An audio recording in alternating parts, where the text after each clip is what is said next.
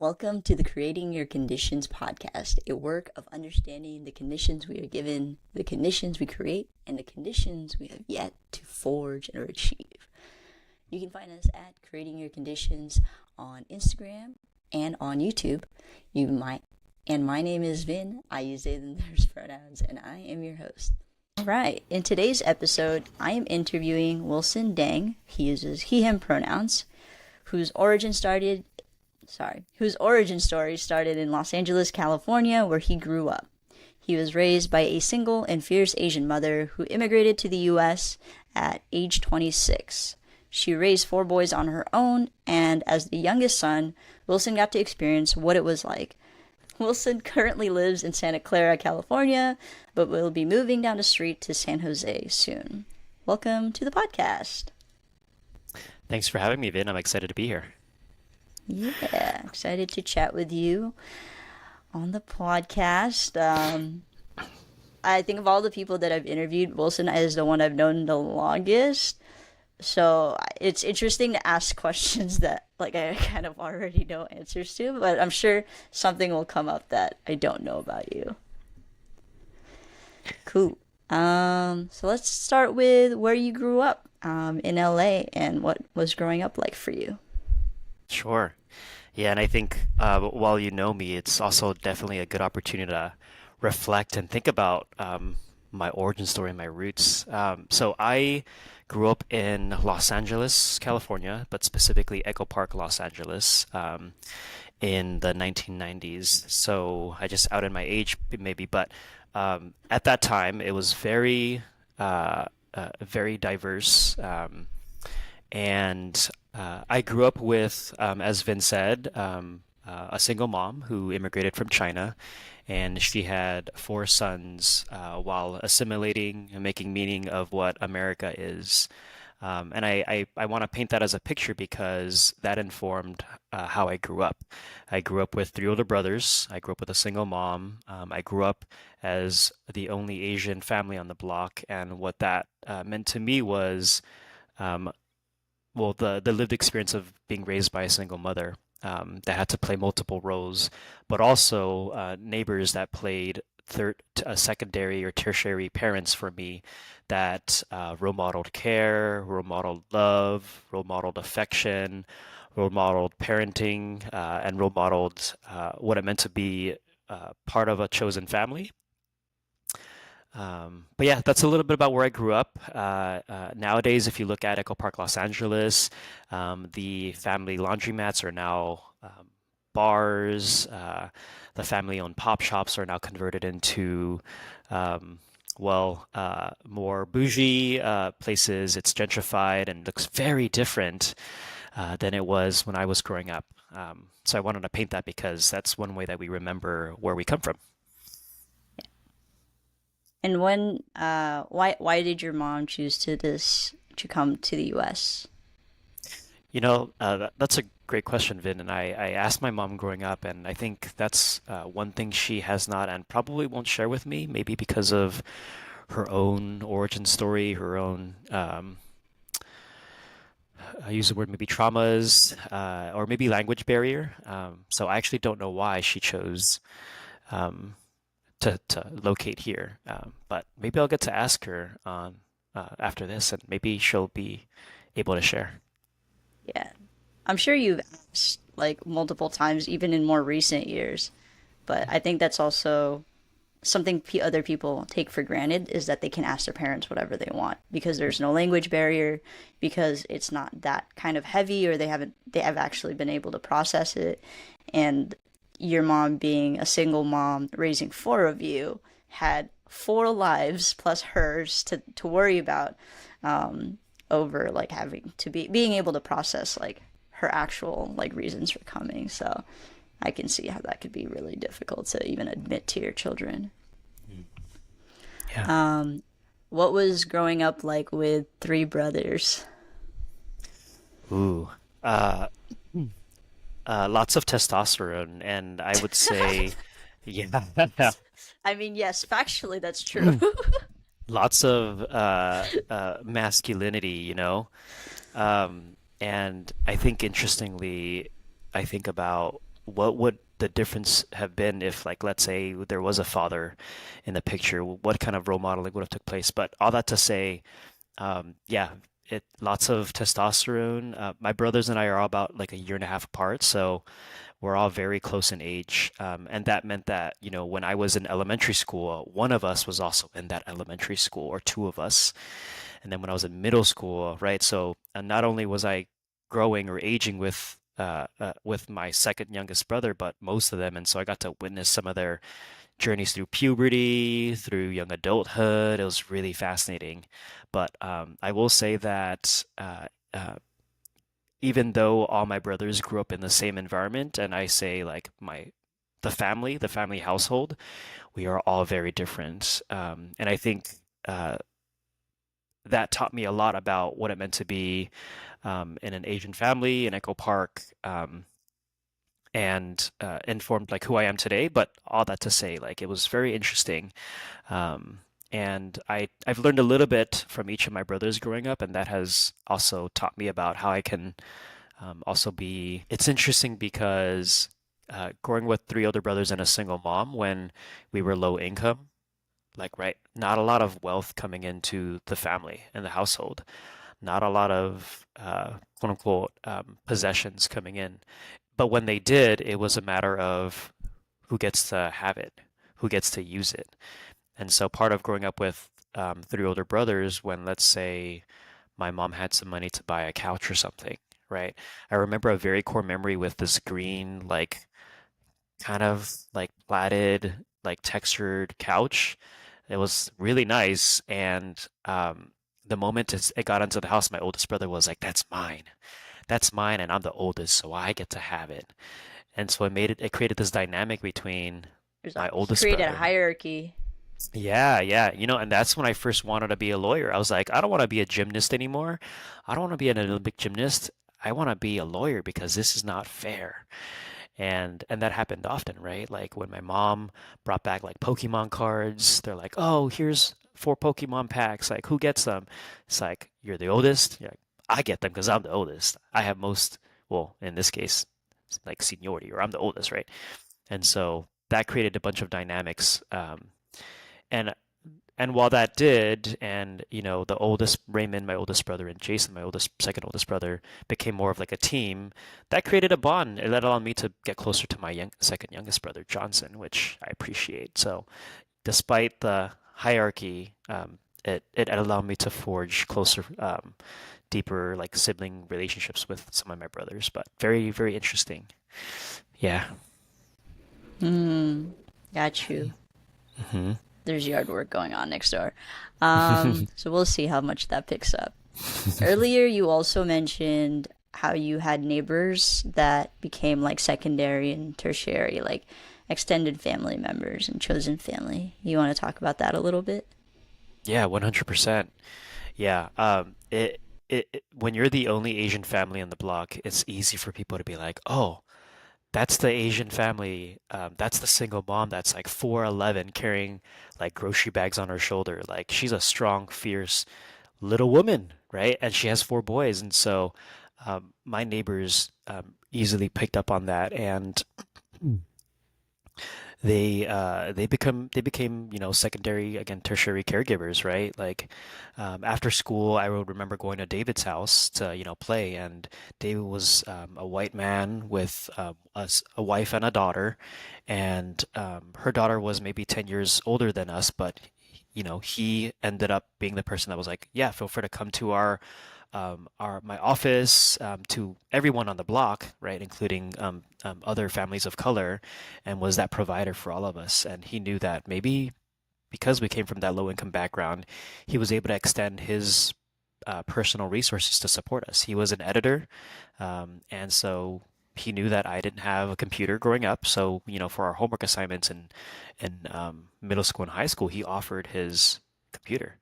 Like I remember also in elementary school, like I had to write this report on like presidents of the US, and I'm like, shit, how do I write this paper? How do I print it and take it to class? And David was that superhero, right? All superheroes don't wear capes. David was that person that was able to provide some social resource, or some resources to our community. Um, So I started gaming, and that's when he also was like, "Hey, in order to stay off the streets, like here are some things that you have access to." So I remember playing video games to stay off the streets. I remember playing video games to not stay out late. I remember playing video games to not be pulled into drug use and all the other things that I saw some of my people growing up do. Um, yeah, I had another neighbor, Mr. Wei. He was a teacher, and he knew that my family was also low income. So on the weekends, he would quote unquote employ us. He would give us money to just rake his lawn, and that's how I accrued money to pay for my school uniforms. But it's because he knew that my mom could only do so much as a single mother, um, and that's Toka trying to get pets. Um, Yeah, so I'm really grateful that there were multiple different people that played a different role, right? David providing some tech support, if you will, barbecues on the weekends, Mr. Wei, who taught me discipline and hard work, and also, supported me by being a source of income. And then I had a queer family, Ariel, who was also a teacher, support me with other things too. And so many different people that role modeled many different things. And I would say, yeah, just taught me a lot about love and affection as core values of mine, and community too. Yeah, I actually don't think I heard either of those stories before, so it Mm. makes more sense of how deeply you say when you say like it takes a village, because that's one of your like core things that I know about you. But like as an adult, that makes sense because like I've seen us in different community spaces together, but your immediate community like really looked out for you guys where you were Mm. growing up, which is really cool. Thanks for sharing that story. Yeah, thanks for asking. Yeah. So let's see. What is you also mentioned like being like the only Asian family in your block, but I'm sure also in your area there was not that many. Like, how was that experience in your neighborhood and also in school, like elementary through high school? Mhm. Yeah, well, the first thing I recognized growing up was not just were we the only Asian family, but we were low income. I grew up with my brothers constantly reminding my mom, like, hey, why don't we have this? Why don't we have that? Mm. Where is our dad? And so while I thought about those things and I knew that they were missing or absent, my questioning wasn't coming from a place of uh, bitterness or anger or frustration. It was more of like, yeah, why don't we have a dad? What happened to our dad? Why are we low income? Why are we living in the conditions that we're living in? Not from a place of they have this and we don't, but again, like what's causing this? So I had a lot of curiosity growing up, and I think that informed the spaces that I navigated, right? So in school, it was, oh yeah, they are able to have these pencils and boxes, and they are able to buy these things, and I'm here, but I'm grateful for the ability to learn, right? So it made me become a very curious person. And for my brothers, it became that their source of anger and frustration and comparison, right? And as we know, comparison's the thief of all joy. But for me, it was more of like, how can I change this, or what is this causing, right? And I remember walking home from school one day with my second youngest brother, Johnson, and this was now in middle school, by the way, to give you like a period in which my life, and he gets pulled over by cops. He's Asian, all right. You don't see a lot of Asians at that time with shaved heads too, and so he was racially profiled. And for me, again, it became a moment of like, are we, because of our conditions, is this why we're facing the things that we're facing, right? Is it because we're Asian? Is that why we're being racially profiled? Right. Um, and so I started piecing together small things from my upbringing, low income background, Asian identity, living in Echo Park, my mom not being able to speak English, right? That made me think about all those things. Um, uh, it influenced how I formed friendships, right? Because I was the only Asian family on the block. Um, I thought about how I was perceived. I was called Chinito a lot, and we know that's, it could be, it is a stereotype, it is a term, it could be derogative, um, but, that was part of my upbringing too. And, for me, from my friends, it was okay to be asked or be called Chinito, but from other people, like, Esta Chinito, like, oh, that, from someone I don't know, it's like, what? Right? And growing up in the hood, for me, the hood never leaves. I will say that my brothers' lived experiences, even though, again, being raised in the same household was very different.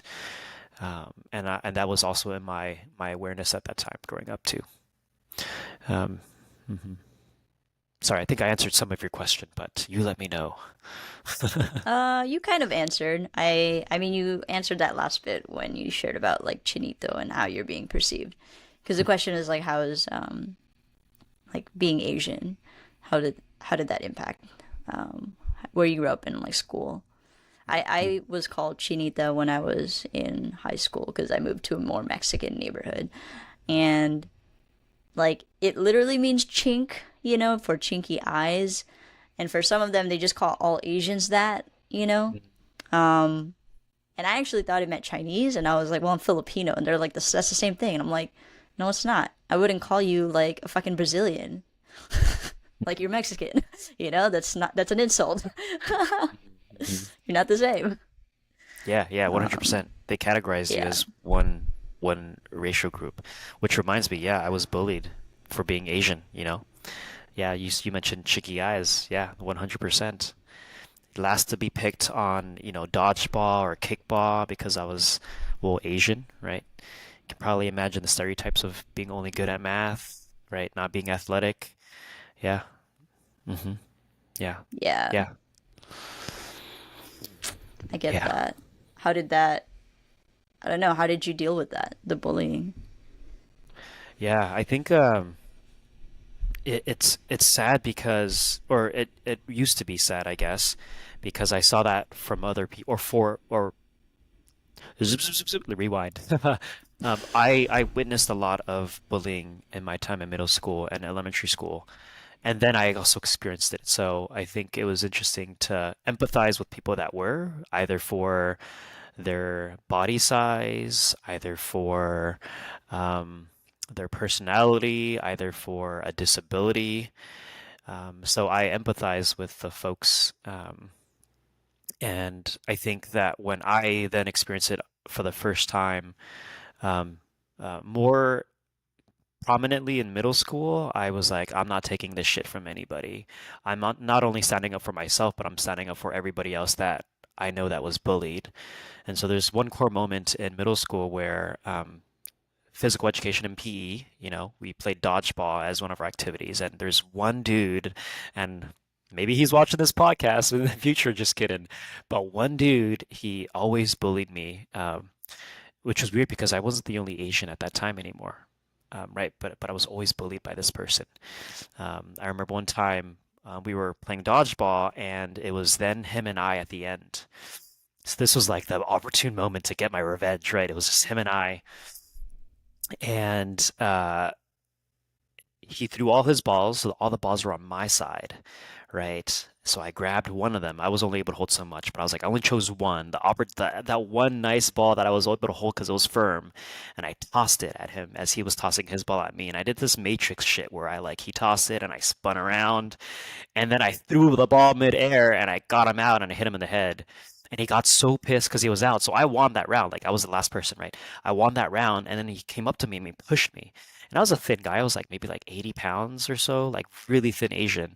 And I like fell to the ground. And I got up, and at that time I wanted to fight him, but I'm like, you know what? I'm not gonna do this. Everyone's watching. Uh, but right, I mean, I granted, yeah, the teacher didn't do anything, but I think that was a win for me because I'm like, I don't want to feed into this cycle of bullying where the person that's hurt hurts someone else. But that was a core memory of mine, and to me, that really taught me about to empathize with people that bully, right? People that bully are hurt people, and I didn't want to contribute to the cycle of bullying. So it was a weird uh, conflict of I want to feel justice. I want to feel like I was able to seek revenge or whatever at this time, but also I didn't want to do that to someone. So it was a really interesting um, internal conflict of let's not perpetuate a cycle of violence, but also recognizing that there's different forms of seeking justice, and there's a larger system at play. Where do you Yeah. think that kind of resolve like stemmed from you to make that decision? I'm sure part of it is also like you being smaller, right? In that Yeah. moment. Well, I have another. I've been bullied a lot in middle school and high school, and I'll share with you another story after this. Yeah. Um, I think that stems from also growing up with four brothers or three brothers, right? Like, I will never always seek justice. Like that couch, like, maybe justice is I don't get to use it all the time, but I get to sit on it once in a while, right?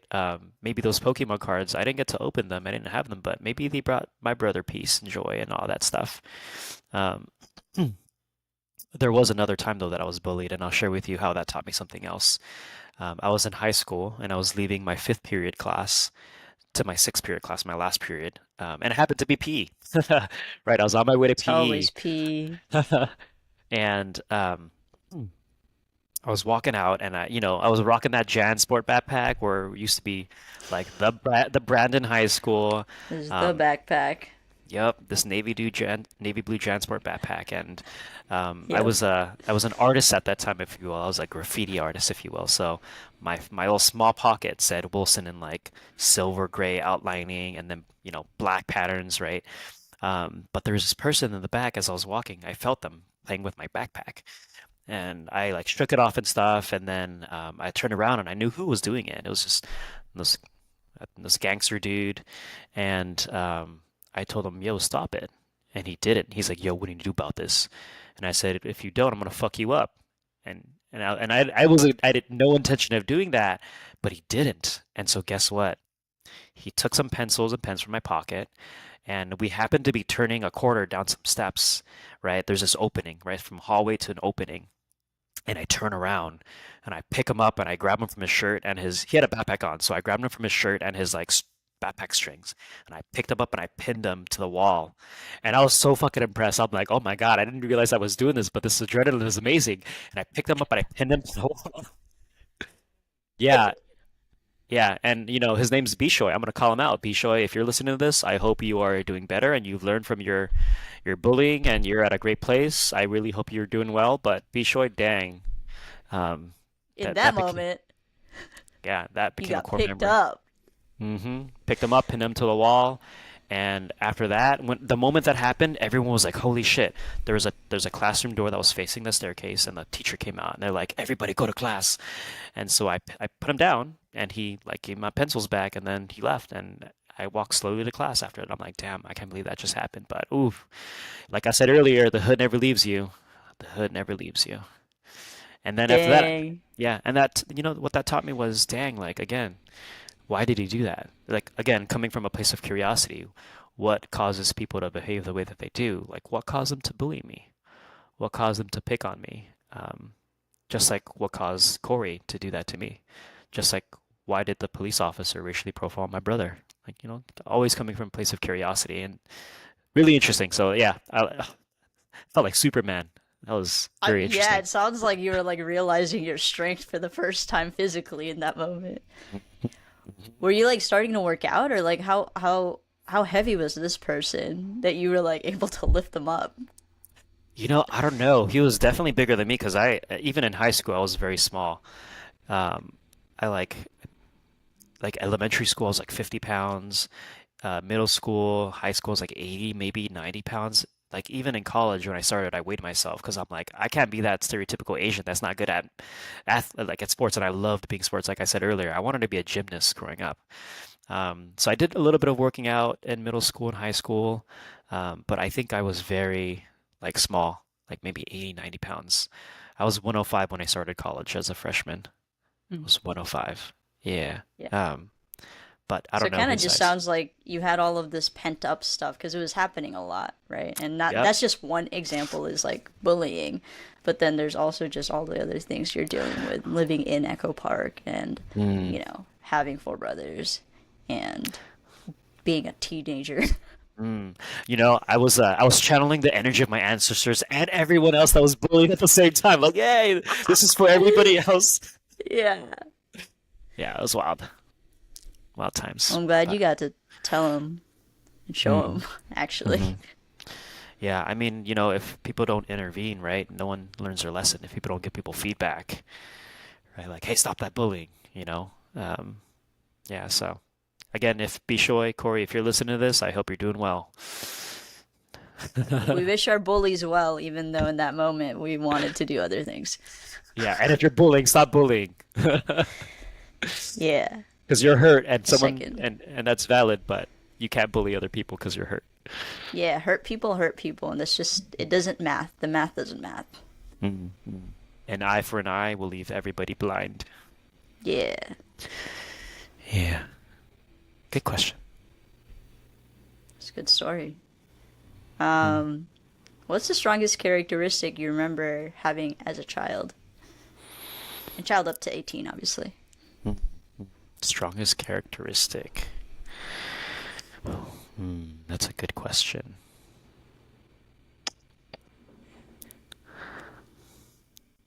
I'm gonna have to probably go back to my curiosity because that curiosity led me to a lot of things, right? Wanting to learn,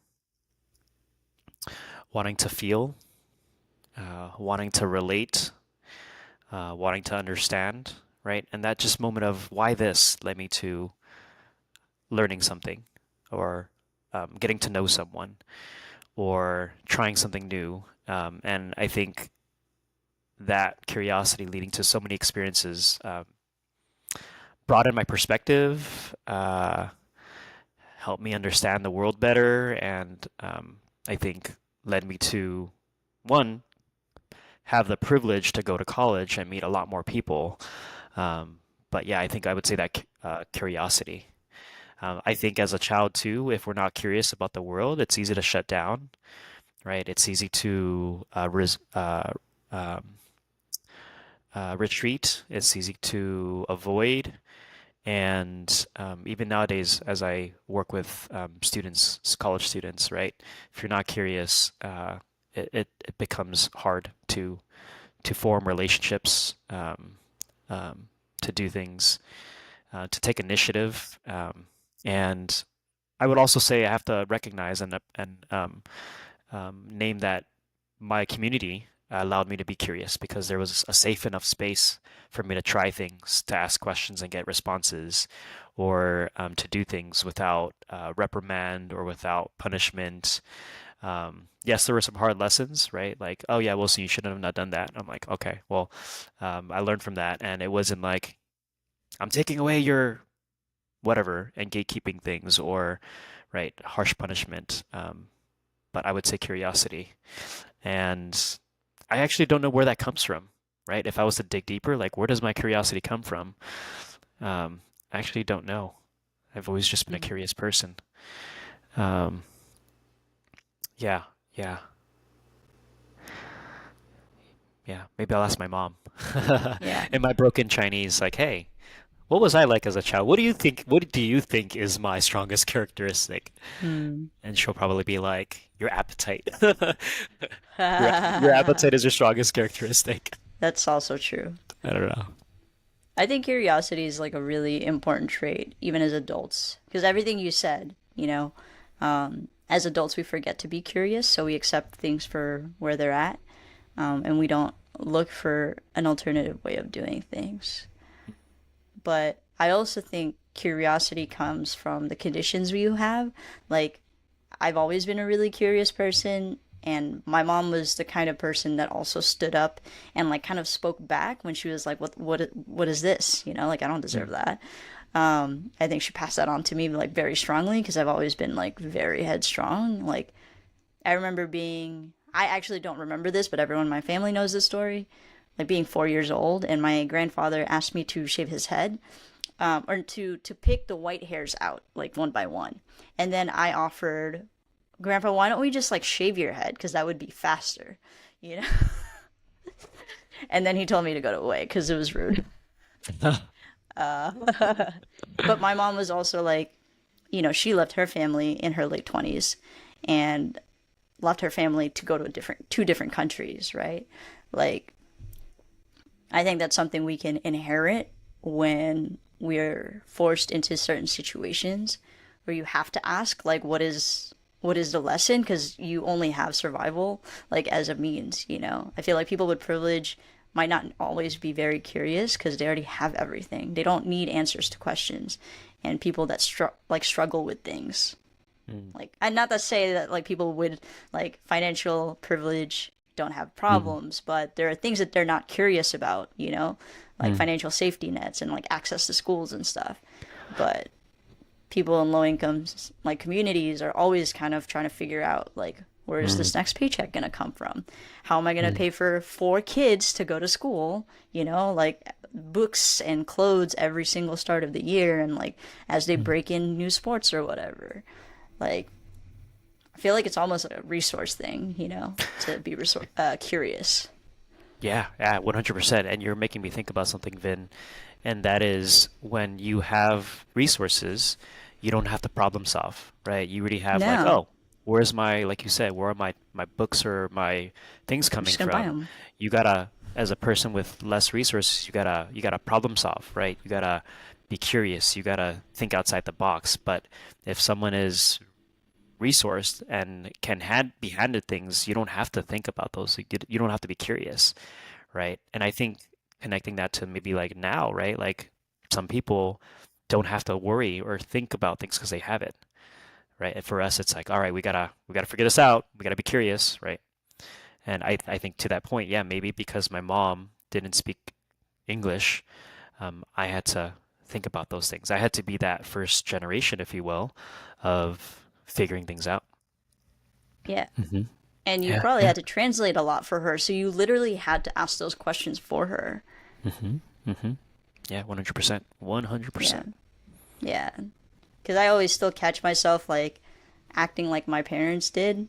Mm, And my partner, who grew up more financially well off, doesn't like think in the same way that I do, in the hypervigilance of situations where I'm like worrying about all the logistics. He's like, we'll get there when we get there. And I'm like, mm, you mm, know, mhm, somewhere in mhm, the middle is like the ideal point, but I mhm. definitely see it between the two of us. Yeah. Yeah, yeah. And to Mm. that point, yeah, yeah, now that you're saying it, like, right, my environment definitely. There's a component of nurture and nature, right, that comes into play. Yeah. Yeah. So you Mm. want to talk about college next, maybe? Ooh, yeah. I love it. Okay. I'm still there. All right. Yeah. Well, kind of, I never left. kind of. Wilson works in res life, so he works Mm. in like higher education. This does not mean he's in college. Yes, yes, I live there still. I've taken the it takes a village to raise a child concept and applied it to what does it mean to live on campus and the multiple Uh, resources that exist. Yes. hmm.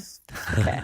All right. Before we get into that, yeah. So how was college for you? And like, I'm also curious, like, how is the transition from like high school, to college?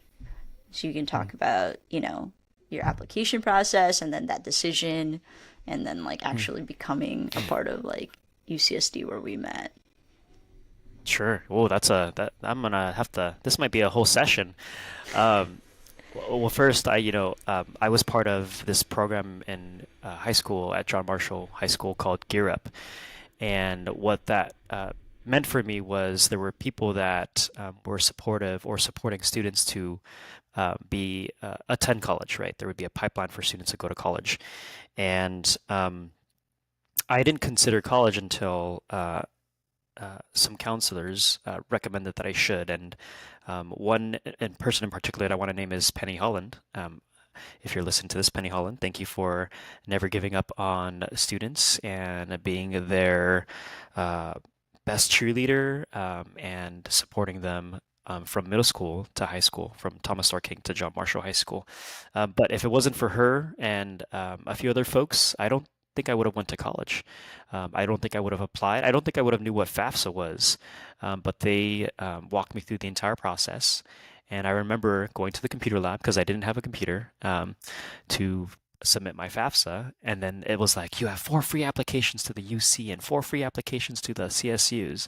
And I'm like, great, because I don't got the money to apply for these schools. And so, yeah, got through the FAFSA process. And when it came to choosing schools, I was like, oh, this is my first time maybe living away from home. Like, what does that look like? And I remember applying to UCLA because that's what everyone was applying for. I remember wanting to play football. So I applied to most schools with a football team, except UC San Diego, which was a school that I got into. But I applied to UC Davis, UCLA, UC Berkeley, and then UCSD. Um, and, for me in high school, I was the shyest kid. I was the floater, if you will. I got along with every group, the rockers, the skaters, the gangsters, the athletes. I got along with everybody because all of those groups had a particular experience that I resonated with, but I was also very quiet. And so, getting into college, once I accepted and attended UCSD, first time my family to go to college, it was a new world for me. Living away from home, not being the only Asian anymore or the few Asians, right? Being like in a new city. Majority, like Asians are the majority in UCSD still, I think. Hmm. Very, very new, but also very, again, curious. I was like, oh, new connections, new people. I remember moving in, and there were these resident assistants that greeted me. My aunt was the person that was moving me in because my mom didn't have a car, so my aunt drove me down.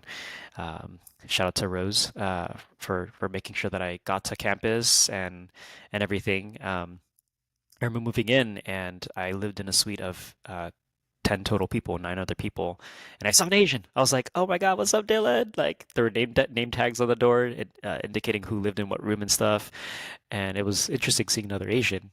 And the first thing that came to my mind was, do they also come from a single parent household? Are they low income? Are they wealthy? If you're at a UC, you must be wealthy, right? But it was really interesting, and I think to share a little more of my first year experience, it was really making meaning of one, I'm the first in my family to go to college. I must do well, right? That pressure of like, I got to make the most of this time. Like, there's a lot that's depending on me. But two, who am I?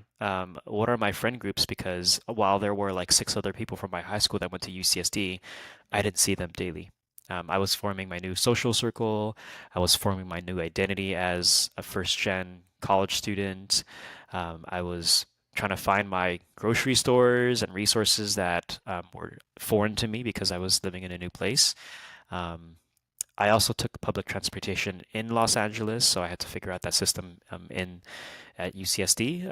I did it for a while. I skated around. I was this Asian person with a little rat tail for a while, skating around, and that's how people knew me. I became a different type of floater in college from high school. But very fascinating because yeah, it was just a whole new world. My teachers and or my professors were my new parents because I valued them. They were the people that were expertise. I remember being placed in remedial writing and stats class, and I was that one Asian that wasn't good at math. I struggled with math, and I remember getting like a D on my midterm, and I'm like, I can't. I feel ashamed. I can't. I'm letting my professor down, just like if it was my mother, right? I'm letting my professor down. This is the world to me, and I struggled with that. But all that to say, yeah, college first year was very interesting. Transition from high school, there were some similarities, right? Because I knew what I valued, I knew what I wanted in terms of making sure that I'm participating in sports as much as I can or intramural sports. I wasn't bullied, which was new, right? But I definitely faced different forms of uh, challenge. Yeah, uh, yeah. I will leave it at that for now. We'll see where it goes. There's a lot. It was Yeah. a lot. First year was a lot. I like what the hell is? Yeah, it was a lot. First year is a lot. Yeah. Like my first year was pretty rough. I didn't know you that back then, but I'm kind of sad I missed the rat tail era of Wilson. Oh. Ooh, I want to share one thing also. Now that you make me Yeah. remember it. Uh, I didn't have a lot of resources when I was in high school, right? Like, and what I mean by that is I took public transportation, I had hand-me-downs. A lot of people in my high school had a car, so they were able to hang out after school and things like that. I didn't have that in college. But what I was really conscious of was, oh, I want to start. Um, I like people. I want to go on dates, but I can't because how am I going to impress them if I don't have XYZ resources? How do I pick someone up if I don't have a car? I can't be like, let's go on a bus ride together and go to this like movie theater, right? And so that really became salient when I was in college because not only was I meeting a lot more people, I was exploring what it meant to be attracted to someone. So that was also a story in itself. And I'm not going to name anyone that I liked in college here my first year because that would be embarrassing. But that was also something else that was a big identity shift for me as I was thinking about, right, a community, like themes of community, love, affection, and companionship. Um, yeah, that was very interesting to me too. That in itself is another podcast. Yeah. So did you not have any relationships in high school? Since you said it's pretty new to college. Mm. I was in zero romantic relationships in high school. There were Okay. people that I liked. There were people that I liked. There was one person in particular that was like my high school crush. Um, Diana, if you're listening to this, I hope you are. Just kidding. No, but Diana, she was my high school crush. We never worked together, but she taught me a lot about love. Um, yeah. And then in high school or in college, I did not date until my third year. Um, Mm, yeah. hmm I was okay. again that shy boy. I was still shy in college. That also did not change. I became a floater, but I also was very shy in college. hmm I And think you like probably the have. huh? Oh, I was just gonna say you probably have memories. You probably have seen some of that too. Yeah, yeah. Yeah. I think the beauty of college is that everyone's there. Well, at least from my experience, like everyone just kind of like is friends with whoever. Like a lot of people become friends with their suite mates and their roommates because they're in the same building and they're living together. And they're all like really different because if you took them apart, it probably wouldn't make sense the same way that cliques form in high Mm-hmm. school, you know? hmm So I think that's like kind of the beauty of college is you just get thrown in with everybody. Um, Yeah. it's not really a selection process the same way it is in middle school and high school. Yeah. Yeah. Yeah. And you're in some ways forced to live with someone that is from a different background and hopefully learn from them, right? Yeah. Yeah. hmm Yeah, first year's a lot. Like UCSD as a campus also has a lot of resources in terms of like free events and that first week, like most colleges, you all of the organizations are like flyering. So you're Mm. just bombarded with like people, like literally bombarded with people. So you can't hmm go places without getting handed like 10 flyers. Yeah, and that could be very overwhelming, It's like Mm-hmm. it's that quote where what's that quote? When you are a big fish in a small pond, it can feel very comfortable, right? But when you become a small fish in a big pond, it can feel overwhelming. And sometimes people prefer to be a big fish in a small pond. And for me, it was being a small fish in a very big pond, but then realizing that, like there's lots to learn. And so I think going from Echo Park, Los Angeles, being very curious as a young person and learning and adapting and absorbing and all that, it was the first year was overwhelming, but it became very um, integral to my formation as a person in college, which not a lot of people get.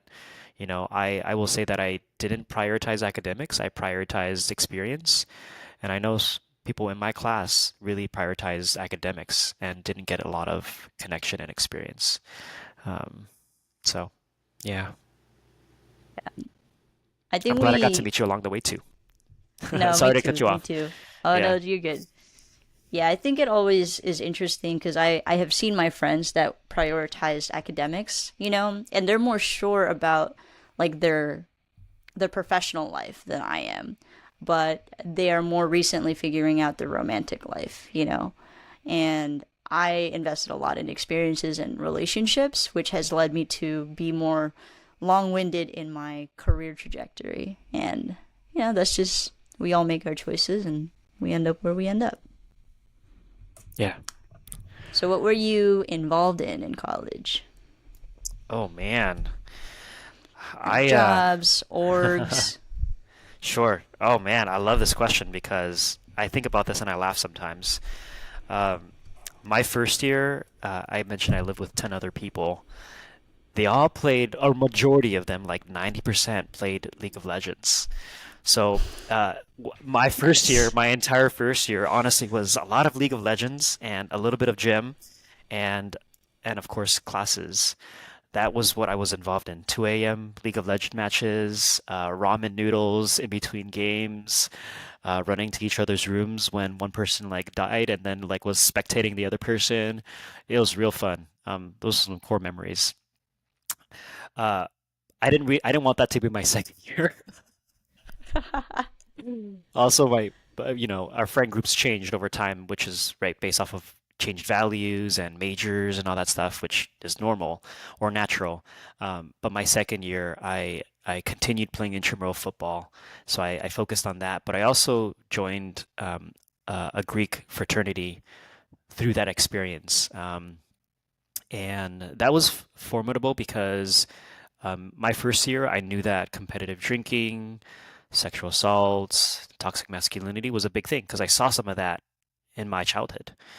I didn't realize that would be a college experience for some people, but it was, I think, very profound that I had the opportunity to join a group that were not doing those things, but allowed me to be part of a system that exposed me to seeing those things, which is why I joined and wanted to address.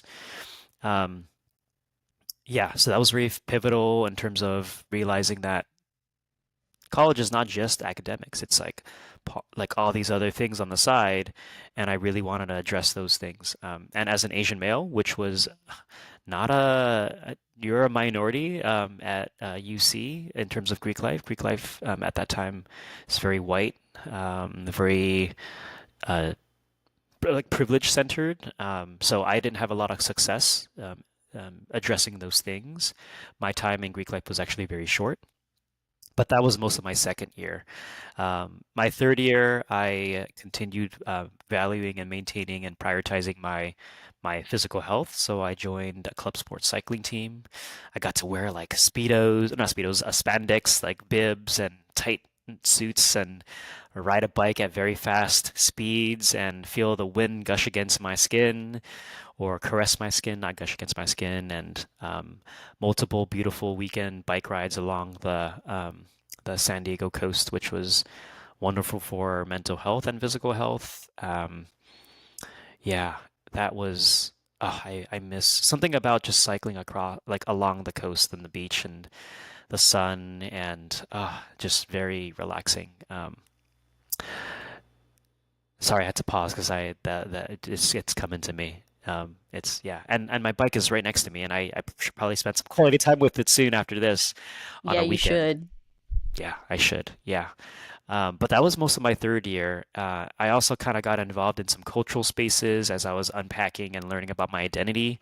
Um, I was taking ethnic studies classes, so learning about, what is the experience of people of color, and really integral in thinking about mine. Although I don't identify as black or I don't identify as Hispanic Latinx, I still thought about how those people in my childhood um, were part of the literature that I was reading. So 30 was, I would say, really important in forming like my concept of community, social justice, um, who I want to be, what is my purpose, how do I spend my last year in college. At that time, I thought I was going to be in college for 4 years, but I actually took five. So a lot of that identity formation, a lot of that value formation, a lot of that cementing um, of things. Wow, I feel like I did a lot more things, but those are coming to my mind. My fourth year, I became a resident assistant. I worked at a college campus. Again, giving back to the community, putting that "it takes a village to raise a child" quote, and thinking about, wow, like there are there are probably other first gen students, probably people with me with my identities that maybe were struggling. Maybe they were placed in remedial writing, and maybe they're doing a major that their parents wanted them to do, but they're struggling, or maybe they're figuring themselves out. And I wanted to be that one person to get them connected to resources early so that they can also have a good experience and make uh, graduate and do the things that they want. So I got to do that my fourth year. I was still in club cycling. I was still doing some football on the side. I was getting into my double major in psychology and ethnic studies. So I was grappling with a lot of learning, a lot of book reading. Well, not a lot of book reading, even though I was assigned a lot of reading. um, but really doing a lot of learning. And again, at the center of it was experience. So connecting with professors, connecting with people in my class, even though I was very shy, doing a lot of that. And I didn't do the best in my classes, which I think is okay, but I learned a lot. And yeah, that's when I met Vin around that time, like fourth year, fifth This is year. our fourth year, yeah. Mm-hmm. Yeah, I'll let you tell that story maybe uh, in this podcast or another. But yeah, I think I learned early on that I wasn't gonna be there for grades. I wasn't gonna be there to get a degree. I stayed a fifth year, and I got to study abroad. And for folks that are higher education folks out there that's listening, I participated in a lot of the high impact practices, study abroad, research. My research was grounded in understanding the Chinese American college experience regarding race, safety, and space, and how particularly Asian American college students navigated a college space, whether they felt safe and if they were aware of their racial identity, and if that informed how they navigated college or resources. So yeah, just a lot of like experience. And would I go in debt to get that experience again? Yes. Would I go in debt to get a degree again? Probably not. But to get the experience, as it was very pivotal to who I am and getting to meet so many people along the way that became the new David, right? The David in my Echo Park neighborhood, right? I can name a lot of other folks in my college experience that supported me. Michelle Greenlee, who was my supervisor when I was an RA, Bernard Anderson, who was the dean at Marshall College at a time, Wendy Bishant, who was also a dean at one time, right? Wendy Sasaki, all these amazing people that were like my secondary, tertiary parents at a college setting that supported me. And I got to name them as I was part of all these other spaces. Great people. Um, yeah, for folks listening, don't forget that there's a community out there to support you whenever you are in celebration or whenever you struggle, because we exist. And yeah, we can't do this life without community. And that's my stomach growling. If you can hear that, probably not. No, I didn't, but that's good to know.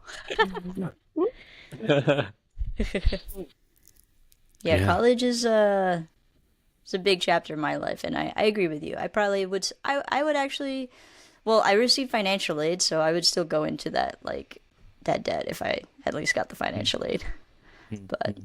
yeah, those experiences are like one of one because you are exposed to so many people, like, and you're not exposed to that many people over the course of the rest of your life.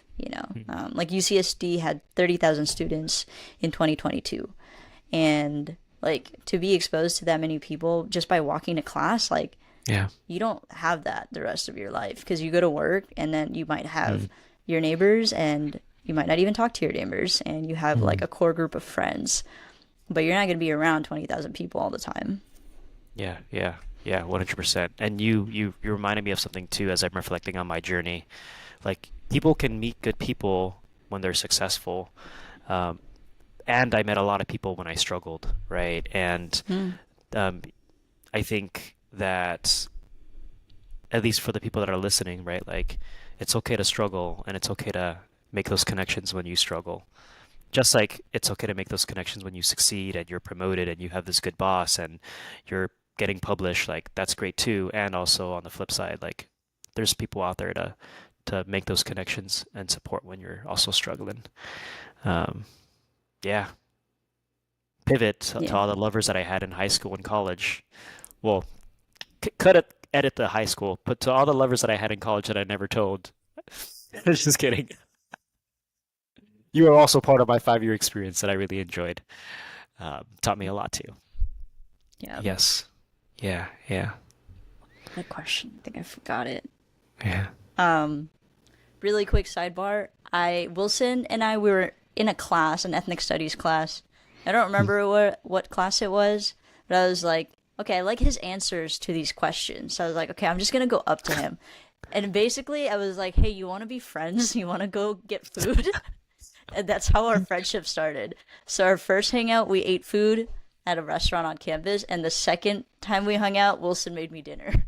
He made me Mm-hmm. tacos. Mm-hmm. I already remember Yeah. that. Mm-hmm. Yeah.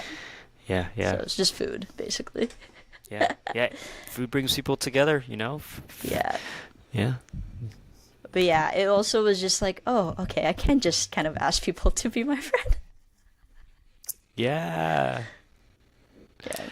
And that was probably very scary too, right? But I'm glad that you did that because, that was the origin story of this friendship, right?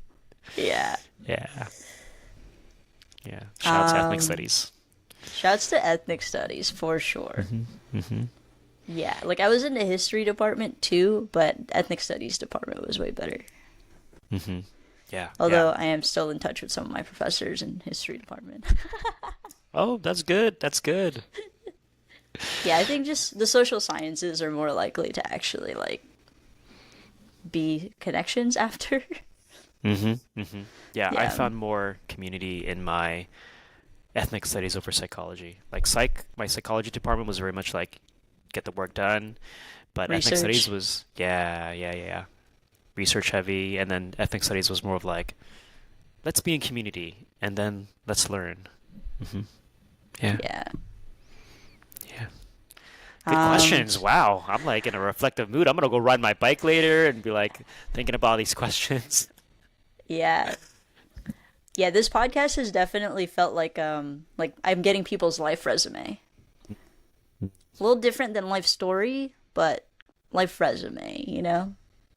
Mhm. I love that. Life resume. I love that. Yeah. Um, how did your like interests and like your strengths, your like in college impact like what you did after college? Mhm. Yeah, well, I will start off by saying first, I majored in psychology because I wanted to address mental health in my local communities, right? Like seeing racial profiling, drug addiction, uh, single parents in my local Echo Park community. I was like, I want to get a psych degree, understand mental health, and also talk about it because in my family we didn't, right? In college, my second oldest brother was diagnosed with schizophrenia, so I was the person that went home every weekend, taking the Amtrak.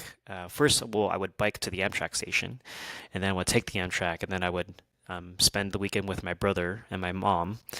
Um, but all that to say, like I really wanted to address mental health. I really wanted to address the stigma behind it, and create more spaces where Asians can also talk about our mental health. I quickly realized that again, I wasn't good at math, and I needed these core classes to actually get a degree, a BS in psychology. And so I ended up just getting a bachelor's of arts in psychology. So retaining some of the information and the learning, but not really going the psych, mental health, counseling, clinical route. But I did pick up ethnic studies along the way, and I think there was more value to that because of how I learned a different language, a different perspective of looking at my local communities, the world, and I found out that I really wanted to address, education and identity as a social justice issue rather than mental health. And I could still do mental health on the side because mental health isn't everything, just like identity isn't everything. But I would say that majoring in ethics studies, taking the classes, I remember this one class, like listening to the world. Literally, it was talking about how like sound changed over time. Was At that that time, Professor Keshti? yeah. Had the coolest hair, Oh, y'all. Like mm-hmm. short curly hair, but it was like not a fro, but like it stood up while being curly, and then like it Oh yeah, tapered like those 90s like rappers. She had the coolest hair. very Still think about that. stylish. Yeah, Yeah. yeah, very stylish. Yeah, yeah. And then that was around the time I got into like raving and like music events and so like right the intersections of music, sound, and community, right, coming into play in one place. But thinking about basically all of that, and again the classes that I was taking, and realizing like, yeah, I don't have to do mental health work immediately, but mental health work isn't everything. And taking my new major in ethnic studies that I started my fourth year and completed both the psych and ethnic studies in 5 years to want to work in education, right? I thought about my time as a resident assistant and, working with students that, came to college, right? If you have the privilege of paying to live on campus, there is a really great experience that you can get if you're connected to resources, right? Like I got connected to my RAs. I had good roommates. Some people don't have good roommates, and that can be a formative experience. But if you have the privilege of living on campus and having immediate access to resources, right, rolling out of bed, going to your dining hall, like, right, or rolling out of bed, going to your classes instead of commuting and taking 15 minutes or 20 minutes or, whatever those challenges and barriers are, it's different. And so I really wanted to support students when they got on campus, the moment they stepped into the residence hall, which is, again, a great experience outside of the classroom. It complements in-class learning, right? There's a value in that that I saw that I wanted to really contribute to and address because I didn't want someone to withdraw from us from college because they weren't connecting with their roommate. That could happen. And again, I had a lot of good people along the way that was able to redirect me, guide me, connect me with someone else to support me, and I just wanted to be that person that that I was fortunate to have that maybe some people didn't. Um, and so I chose to work in higher education to still do the mental health work, right? Having those conversations, recognizing that there are resources on campus to support someone, but also really providing someone, hopefully, a quality experience that they deserve when they pay so much to be in a college setting. I wanted to value them when they showed up, right? Not just be treated as a number because they paid tuition, they're here. It's easy to see a student as a number, especially at a big UC school with 40,000 students. I think every student deserves to be valued. And so the short story is I wanted to do that at that moment because that felt right at that moment. So I, one, applied to full-time positions in residence life, which I did not get. They were like, master's preferred, but in actuality, it's like master's needed. They just wanted to expand their candidate pool, which makes so much sense, right? Um, so I applied and I couldn't get in. I didn't get job interviews, and I was living in a living room at that time, and the living room a tapestry was used as my door. It was really interesting. Um, Sorry, this story doesn't make sense, but essentially, after I graduated, I knew what I wanted to do. I was living in San Diego in a living room, and this tapestry served as my door. It was really funny. I like pushed pins that bring the tapestry down, come on into my living room, put it back up. Um, didn't get the jobs that I wanted. I realized that my finances were dwindling. I was looting. I didn't have a lot of money at the time, still paying off my student loans. Um, but I did choose to go back to school, so I applied for graduate programs, and I applied to three schools, San Diego State being one of them, University of San Francisco, and Loyola University of Chicago.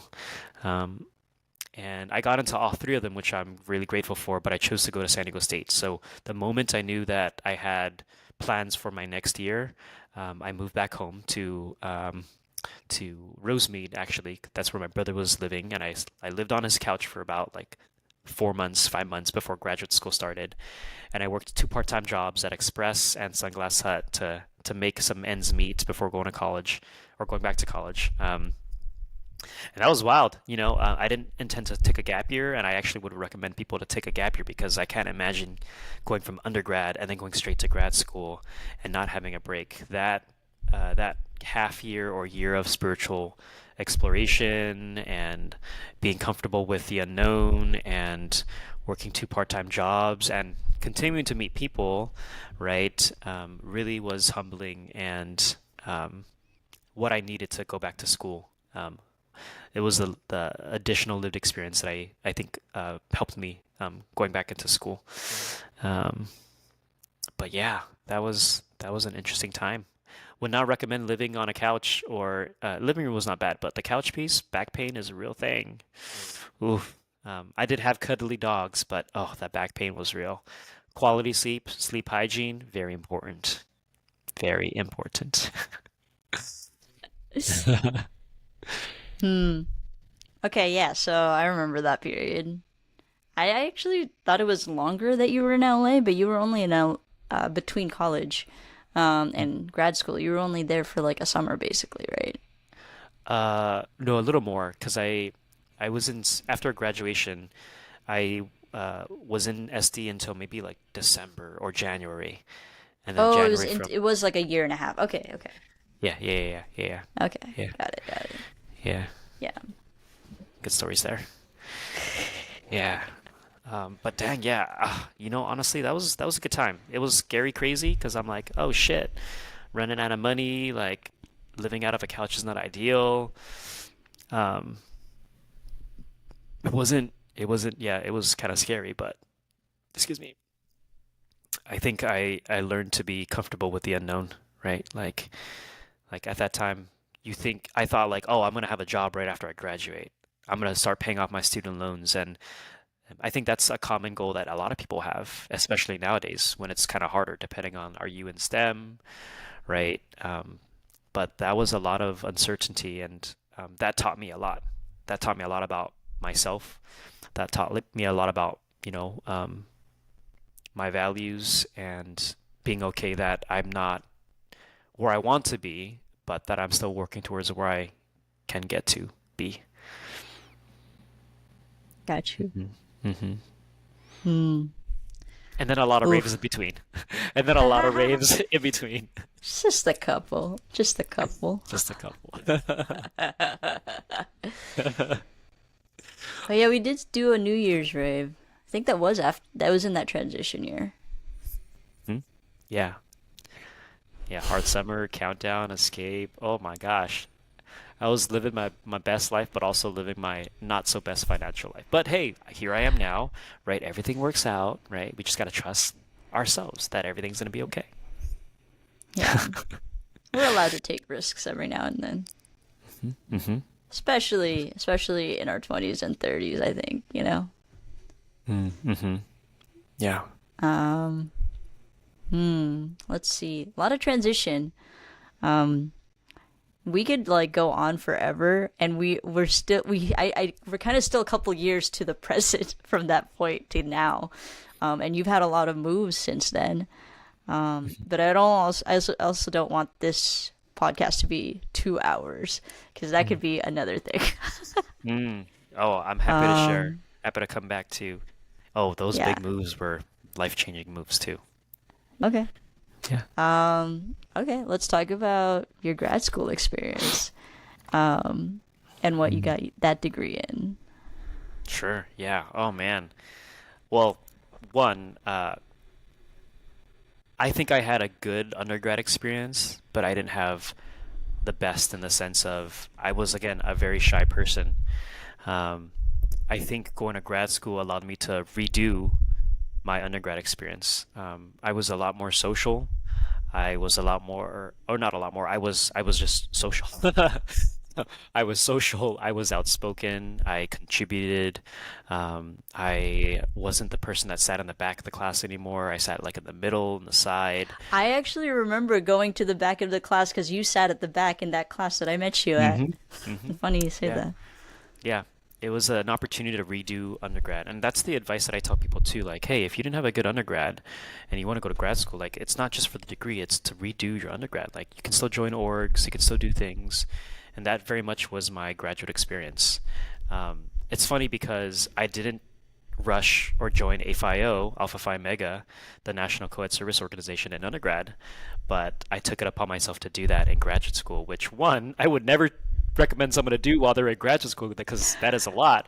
And if you're working in residence life, right, it's like a part-time job and a full-time gig and a full-time student. Yeah, I don't know how I made it work while also maintaining my physical health, but I really took grad school to redo undergrad, and I like did an extra internship.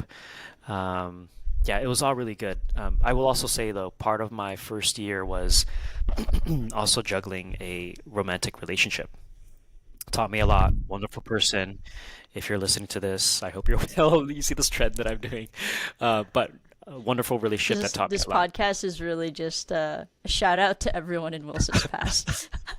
You know, honestly, every person that I've met has Yo, been, it takes a village, Wilson. Is that's what I hear. it does, it does. Yeah, it does. Yeah, every person that I've met has played a role in who I am today. Even the not so great people. Shout out to you for adding to my life by making things more clear, by filling things in, by teaching me a lesson, all that stuff. But that's not the point of this podcast. But if you want to start one with that, let me know. Bring me back. But no, grad school was great. It was great. Met a lot of good people, professors, or caring, and for anyone that's thinking about grad school or not, like your chances are you're surrounded by people that do really want to do what they want to do, right? In undergrad, it's like, oh, still figuring it out.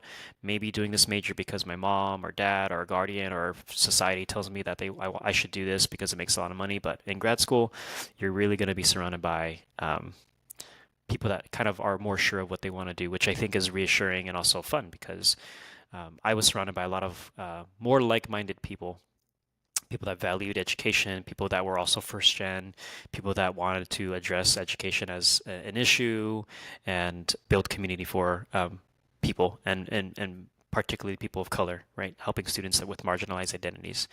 It was a quick 2 years. I thought 5 years of undergrad was fast. 2 years of grad school was very fast, but it was good. I got to live on campus. I was in residence life. I met a lot of people along the way.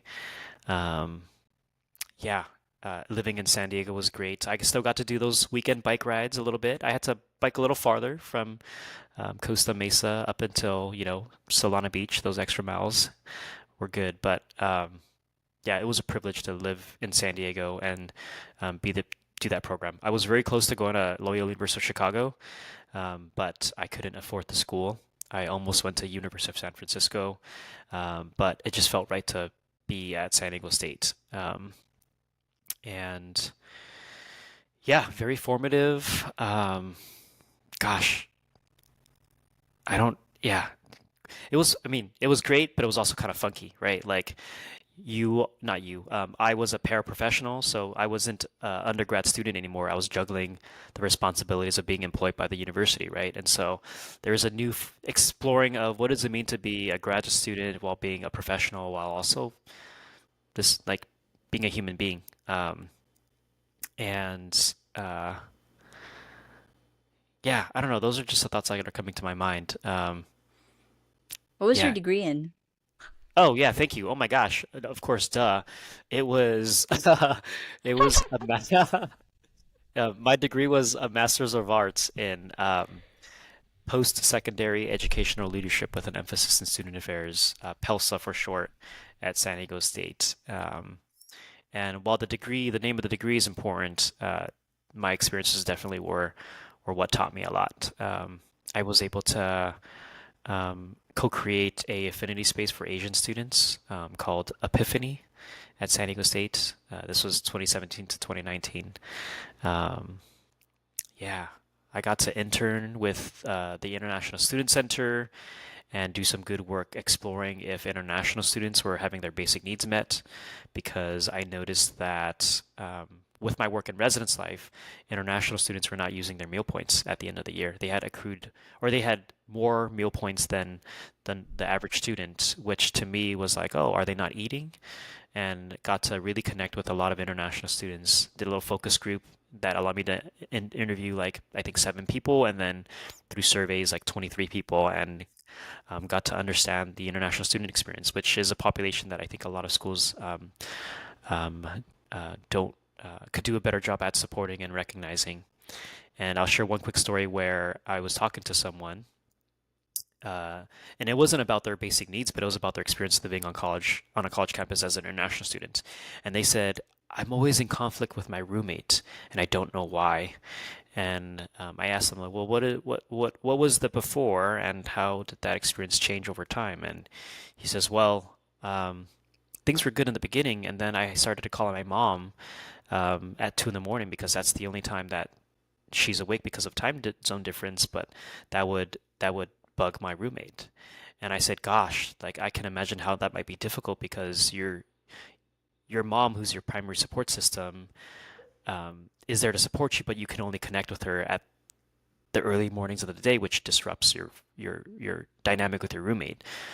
So how do you juggle your community, but also being here in a new place at the same time?" And that's challenging, right? And that just stuck to me because we often don't think about that experience from a roommate perspective. And I asked him, like, "Do you know if your roommate knows that about you?" And he says, "No, he just thinks that I'm talking on the phone." I'm like, wow, like that might be different if he knows that you're calling your mom, who is your support system, being in a different country, that could land different. And I don't know if that changed anything, but I hope that that allowed the roommate to build some empathy of like, oh, my roommate's not just being obnoxious talking on the phone. It's actually because, again, he's talking to his mom. But all that to say, like, very interesting. Again, the theme of making connections and meeting people and being part of people's stories and them of mine.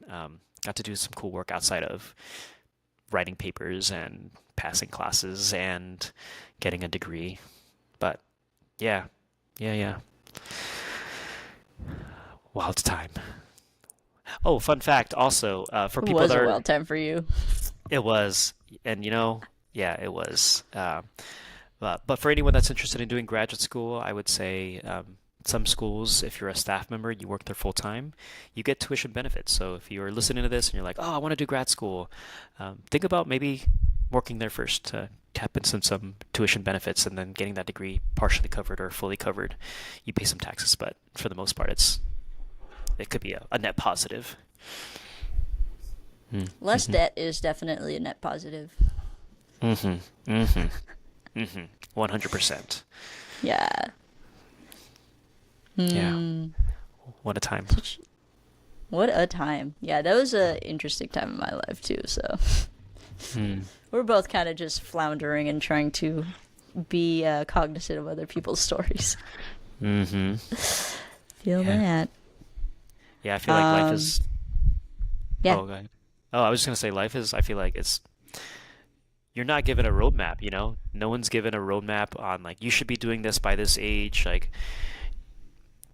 society gives you one, right?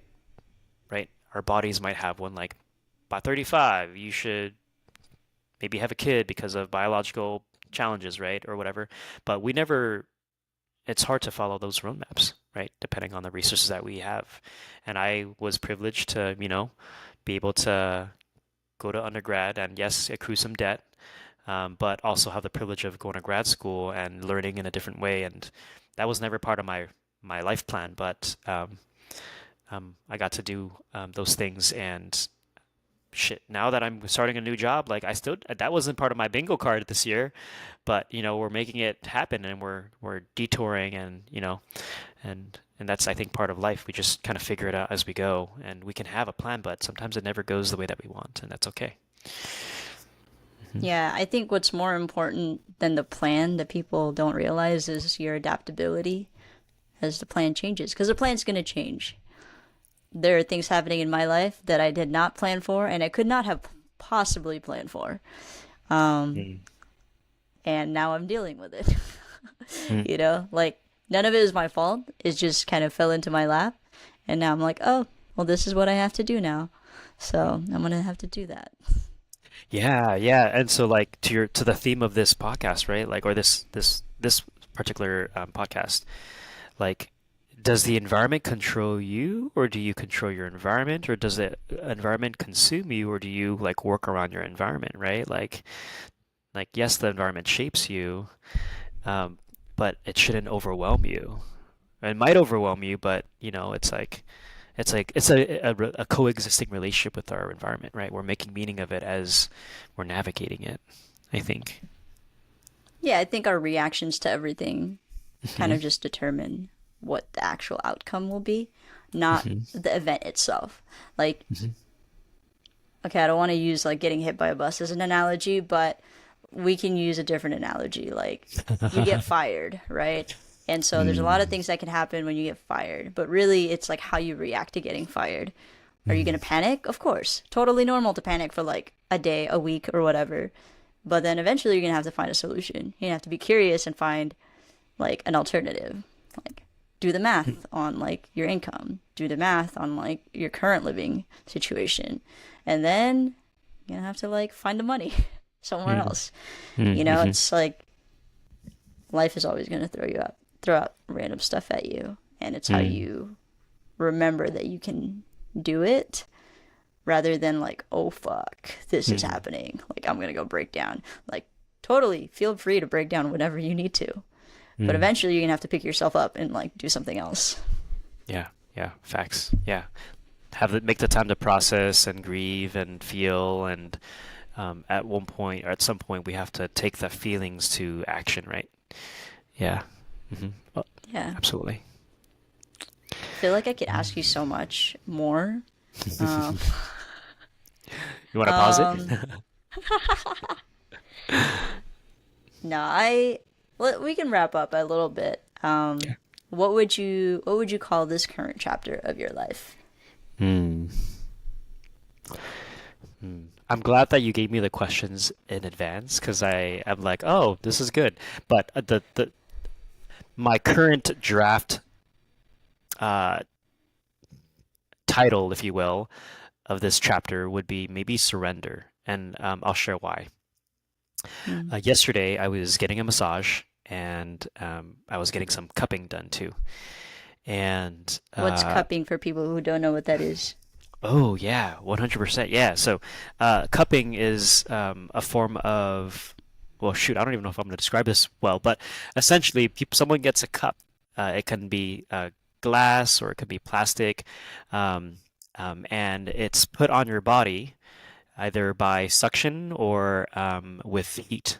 And so the heat form is they'll warm the inside and they'll put it on your back and it'll suction the oxygen. So it'll produce well, shoot, I don't know how to describe it. They put it on your back and it sticks.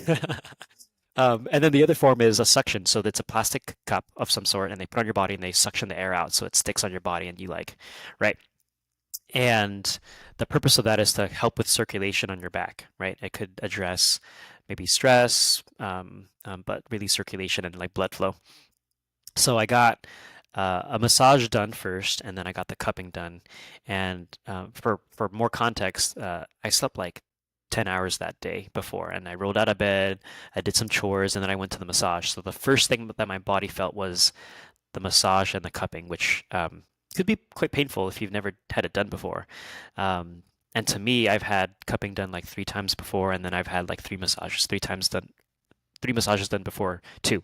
So it wasn't new to me, but it was the most painful. And as I sat there, I literally was like, oh gosh, I can't like uncup these by myself. I also wouldn't get my money's worth. And if I stop this massage, I wouldn't get my money's worth. So I'm like, as a low income person, you always got to get your money's worth, right? So I was like, I need to get this money worth. I'm gonna sit through the pain. But around that same time, I was also thinking like, you know what? Like, what is this supposed to be teaching me right now? Is it more patience? Is it pain tolerance? Is it meditation? So as I was meditating and connecting with my body and being mindful of my experience, I also thought maybe it's to just surrender to the pain, surrender to the feeling, surrender to my current experience, and that the more I resist, the less painful it is. And that truly is the case sometimes. If we're resisting something in our body, it could be more painful because we're fighting against the tension and we're using energy or contracting our muscles while also something else. So sometimes it could just, for me, at that moment, it was like easier to just surrender. And so I sat there and I laid down and I was breathing and I thought maybe this chapter would be called just to surrender, right? Surrender to um, naturally let life take its course, surrender to this opportunity and let it this new job opportunity that I'm going to be moving down the street for, right? Literally moving from Santa Clara to San Jose down the street for, and not feeling like I need to control it or not feeling like I need to resist it. Just surrendering to where life is going to take me. Surrender to the pain, surrender to the love, surrender to the joy, surrender to whatever that is. And in some ways feel peaceful, I guess. Yeah, surrender.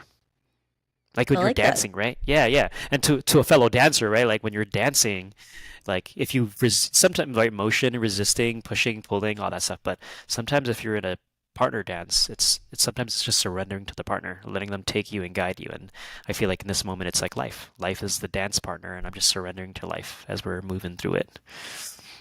Yeah, it's a good lesson. Hmm. It's a good chapter title. Hmm. Lesson Hmm. two.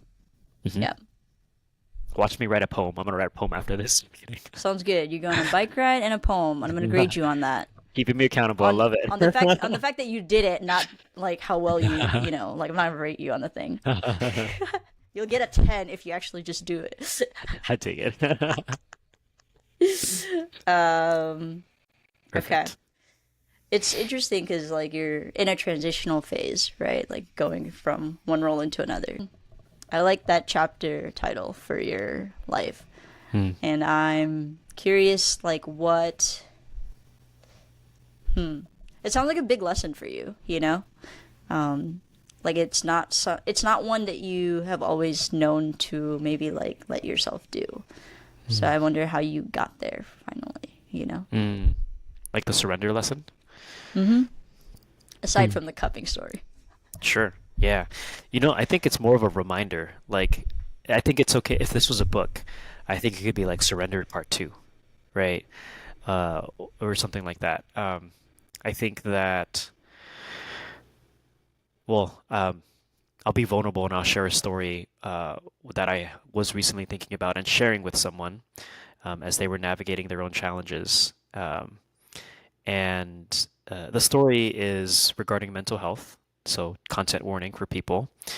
Um, and I was telling them how I remember the last time I felt uh, self-harm, right? And it's I haven't felt that in a really long time, but I recalled because we were You listening mean to having something. the desire to self harm or actually Yeah, self harming? The the desire. desire to self-harm. Okay, Yeah, got it. yeah. And so for context, we were reading something and we were sharing our thoughts, and I told them like vulnerably, like I remember the last time I went through that, and I'm sharing this because of how grateful I am for the people that were there for me. And the story is um, I was at the consulate trying to get a visa approved to for some travels. Things were not working out. I had been driving around downtown LA all day, and was redirected to go from one place to another, and that person was like, "Go back to this place," and it was just very chaotic. Um, at the same time, I was driving my car, so I was dealing with parking in downtown LA the whole day, and at one point I got a ticket, and I'm like, "Crap! First, this visa isn't working out. Nothing's working out. I get a parking ticket that I'm gonna have to like budget for. It was a lot, and I felt like this is shitty. And I posted about it on social media, and I immediately took it down afterwards because I was like, oh my God, I don't want to impact and worry my friends. But in the first 30 seconds or a minute that I did, I had people reach out, and I'm grateful for them because I will say that they were the people that was able to um, have me reevaluate where I was at. So grateful for that. But I shared that story because that was when I thought life is never going to work out the way that we always want. And if it does, great, like fantastic, perfect. But sometimes it doesn't. And that was when I think I first felt the letting go of control, being grateful for what I already have, being grateful that I got to, even still potentially travel, right? That I have a car, all these other things while I validly can worry about the things that I am needing to plan for. And I say that because after that, um, I breathed, looked at the parking ticket. I'm like, I will figure it out. I There was a person that was experiencing houselessness right outside my car, And he didn't know that I was going through all this, right? And that's a reminder of we don't know what people are suffering through. Give people grace, or we don't know what people are going through. Treat them still as a human being and with respect, right?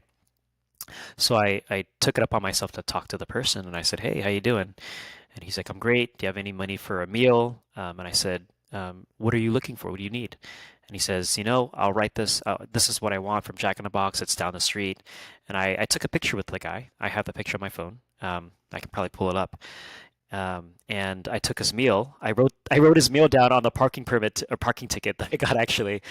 And I went to Jack in the Box and I bought his meal. It was like a sourdough burger or something. And then I drove back and I gave it to him and I chat with him and I sat down and I chatted with him and then I shared the meal. And to me, um, that was part of the lesson of surrendering because uh, my problems are my own. There's a bigger world out there, and it's easy to be engulfed or consumed by one's own problems, but there's lots more. And so, a reminder of surrendering to like the larger world experience, right? If at that time I was 25 and have only experienced 25 years of my life, there's so much more to experience. So it might feel overwhelming at that moment, but it wouldn't be that way forever. So, anyways, all that to say, yeah, that was, I think, my first time, which is ironic because it was also due to mental health, right? But in this moment, it was a reminder of like, yeah, there's another part of my life that I can remind myself to surrender to because I'm in another form of transition or another stage of transition. That's what we wanted for food Yep. on the And ticket. multiple surrenders also. Yeah. Yeah. It's also like such a different form of surrender, you know? Hmm. Because that surrender was like stuff happening at you, and this surrender is like you are kind of making your own choices. Hmm. You're surrendering to those choices too. Hmm. Yeah. Hmm. Yeah. Yeah. Mm. Do you have a final message for our listeners? Ooh, yes. Let me see.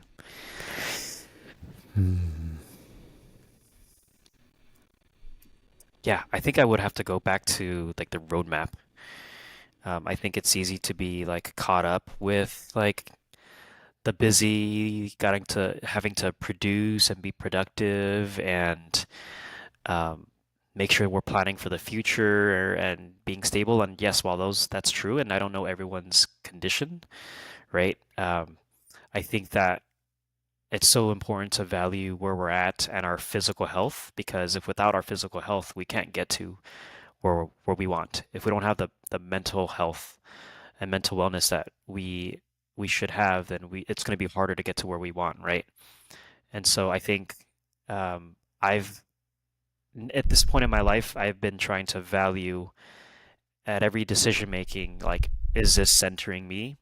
Does this allow me to um, practice what I want, or is it going to take away from it? And if not, then how do I negotiate or compromise or whatever that internal conversation is, but really thinking about how things can disrupt me. So, for example, like I'm going to transition to a new job.